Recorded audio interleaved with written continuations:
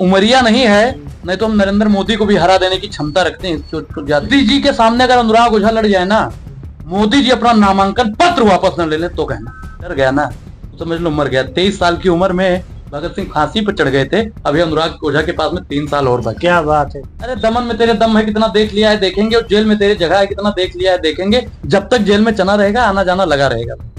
कि मैं वो कलम नहीं बिक जाऊं दरबारों में, मैं शब्दों की दीप सिखाऊं अंधियारों चौबारों में। और मैं वाणी का राजदूत हूँ, सच पर मरने वाला हूँ, और डाकू को डाकू कहने की हिम्मत रखने वाला हूँ। एक डाकू का राज चल रहा है, वो आप भी जान रहे हैं, मैं भी जान रहा हूँ। दिनकर साहब की एक लाइन है, दिनकर साहब की एक लाइन है कि सच है विपत्ति जब आती है कायर को दहलाती है, सुरमा नहीं विचलित होते विघ्नों को गले लगाते हैं, कांटों पर राह बनाते हैं। क्या बात। साथ जाने माने नेता अनुराग ओझा जी मौजूद हैं, उनसे बात करेंगे और जानेंगे वर्तमान स्थिति पे। सबसे पहले राम मंदिर की बात करते हैं। राम मंदिर बन रहा है, कैसा लग रहा है राम मंदिर बन रहा है? ये राम मंदिर बन रहा है, आस्था का विषय है, लेकिन महंगाई और बेरोजगारी जो देश में बढ़ रही है, उस समस्या को कैसे हल किया जाए, विषय ये होना चाहिए। लेकिन जो आज की मीडिया है सिर्फ एक ही चीज दिखा रही है। महंगाई पर अगर कोई प्रवक्ता सवाल कर देता है तो उसे राम मंदिर में ढकेल दिया जाता है। राम मंदिर आपकी भी है, हमारी भी है, देशवासियों का एक मतलब आस्था का विषय है, और आस्था का भारतीय जनता पार्टी प्रयोग कर रही है। प्राण प्रतिष्ठा में आप जा रहे हैं नहीं जा रहे हैं? आपकी कार्ड दीजिए, मैं अभी चला जाऊं भैया। कार्ड भेजा मैं गया, अभी चला पार्टी को भेजा गया? नहीं, तो पार्टी का निर्णय है जो हम लोग उसे स्वीकार करते हैं, लेकिन पार्टी ने कहा है कि जिसको जाना है जाइए, हम किसी को बाध्य नहीं करते हैं। मैं आपसे पूछता हूँ, नहीं, आप जा रहे हैं व्यक्तिगत तौर पर नहीं जा रहे हैं? तरसों गया हुआ था। अच्छा। और मैं कल तो भाई कार्ड मिलेगा नहीं, क्योंकि कार्ड मिलेगा तो एंट्री ही बंद कर दी गई है। एंट्री ही बंद कर दी गई है। अब बताइए कि राम मंदिर जाने में लिए कार्ड दिया जाएगा, और जिसके पास कार्ड है वही मंदिर जाएगा। समझिए इस राजनीति को। हम समझ रहे हैं, आप समझ रहे, बहुत काफी समझदार हैं, और आपकी पत्रकारिता को नमन भी करते हैं। धन्यवाद कि आप समझदार पत्रकार हैं, और बलरामपुर में मुझे समझदार पत्रकार तो मिला कम से कम। बाकी कई ऐसे हैं कि जो चापलूसी करते हैं। नहीं, मैं चापलूसी नहीं करता हूँ, मैं व्यक्तिगत रूप से बेहद ईमानदार आदमी हूँ, ये मैं आपको बता सकता हूँ। बहुत बढ़िया है। देखिए जो ईमानदार लोग होते हैं ना, उनको हमेशा दबाया जाता है। जो सवाल करता है ना ईमानदारी से, अगर 5 सवाल भारतीय जनता पार्टी से पूछ लिया जाए तो ईडी और सीबीआई का संबंध घर में पहुंचने में 5 मिनट लगने वाला नहीं। और रही राम मंदिर की बात, तो मुझे आज भारतीय जनता पार्टी इसी समय दे दे अपना वहां का कार्ड, में तुरंत पहुंच जाऊंगा। आप शेरो शायरी में बात करते हैं, 4 लाइनें मेरे लिए भी हैं कि मैं वो कलम नहीं बिक जाऊं दरबारों में, मैं शब्दों की दीप सिखाऊं अंधियारों चौबारों में। और मैं वाणी का राजदूत हूँ, सच पर मरने वाला हूँ, और डाकू को डाकू कहने की हिम्मत रखने वाला हूँ। एक डाकू का राज चल रहा है, वो आप भी जान रहे हैं, मैं भी जान रहा हूँ। दिनकर साहब की एक लाइन है, दिनकर साहब की एक लाइन है कि सच है विपत्ति जब आती है कायर को दहलाती है, सुरमा नहीं विचलित होते विघ्नों को गले लगाते हैं, कांटों पर राह बनाते हैं। क्या बात। तो आप लोग की पत्रकारिता को तो मैं साक्षात प्रणाम और नमन करता हूं भाई, कि आप हैं जो सवाल पूछ रहे हैं। सोशल मीडिया ही सच्चा मीडिया है। सोशल मीडिया ही आज के युवा का, आज के किसान का, आज की महिलाओं की आवाज उठाने वाला अगर कोई मीडिया है तो सोशल मीडिया है। अगर आप लोग टीवी देखते हैं, मैं बार बार बोलता हूं कि अगर आप लोग टीवी देखते हैं तो टीवी देखना बंद कर दीजिए, क्योंकि जब तक इस देश में टीवी रहेगी तब तक हर घर में भारतीय जनता पार्टी टीवी भेजती रहेगी। क्या बात। कैसे देख रहे पूरे सिनारियो को, कैसे देख रहे, इतना बड़ा आयोजन क्यों किया जा रहा है, क्या इसके पीछे मकसद क्या? ये 24 की वोट बैंक की राजनीति है, और राम पे राजनीति करने वाली सरकार को मैं कितना उसकी निंदा करूं उतना ही कम है। और मैं जानता हूं कि राम जिस दिन बुद्धि घूमी ना, एक ही बार प्राण हरि ना, दीने जान प्रभु निज पद दीना।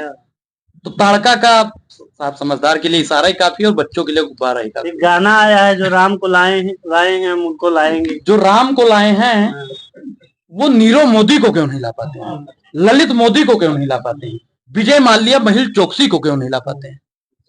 लाइए भाई राम को, अगर लाए हैं आप तो। राम को लाने वाला कौन है? बीजेपी का लोग लेकर आया है। अयोध्या में पोस्टर लगा है, राम जी से किसी की उंगली पकड़ के जा रहे हैं। वो कर्नाटक बीजेपी ने पोस्ट किया था, मैं आपको एक तस्वीर दिखा सकता हूँ कि अभी आपने अयोध्या के एयरपोर्ट पे देखा होगा, मैं आया हूँ वहां से देखा हूँ कि मोदी की बड़की फोटो और राम जी की छोटकी फोटो, ये राम का अपमान है या नहीं है? और राम विरोधी भारतीय जनता पार्टी के दलाल लोग कह रहे हैं कि राम विरोधी कांग्रेस है। कांग्रेस ने कभी ऐसा नहीं किया। राम राज्य बनाने की बात सबसे पहले फैजाबाद में अगर किसी ने की थी तो स्वर्गीय श्री राजीव गांधी जी की सरकार ने की थी। और भारतीय जनता पार्टी राम राज्य से भाग रही है, राम का अपमान आए दिन कर रही है। लेकिन मोदी भक्त हैं, कतार में लगी है भारी भीड़, तकलीफों से सज रही है भारत की तकदीर। उनको कौन समझाए भाई? ताला भी कांग्रेस ने खुलवाया, ताला कांग्रेस ने खुलवाया। राम पैडी का निर्माण उन्होंने करवाया। विकास जितना हुआ है, डेंटिंग पेंटिंग का काम इन्होंने किया है।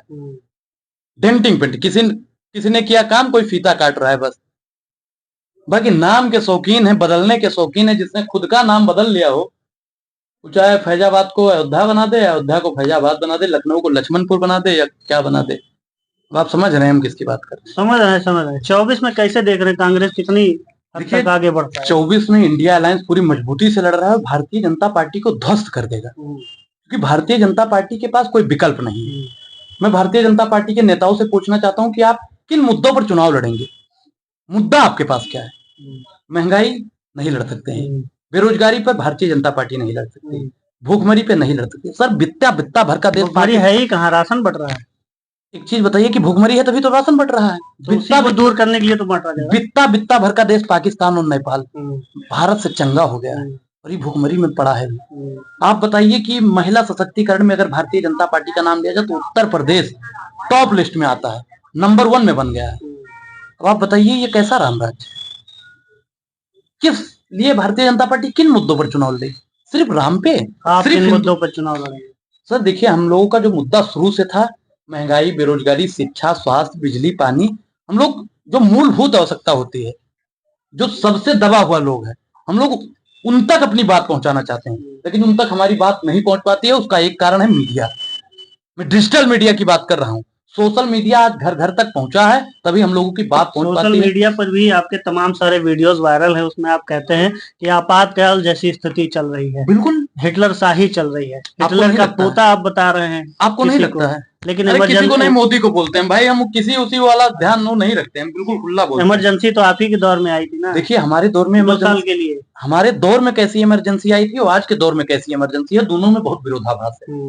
आज की सरकार में अगर बोल दिया जाए कि साहब आपने वादा किया था लेकिन नहीं कर रहे हैं, तो सरकार और साहब उठाइएगा अनुराग ओझा है, लगता है घर पे तुरंत जितनी जांच एजेंसियां पहुंच जाएंगी। एक बार आप जा भी चुके हैं।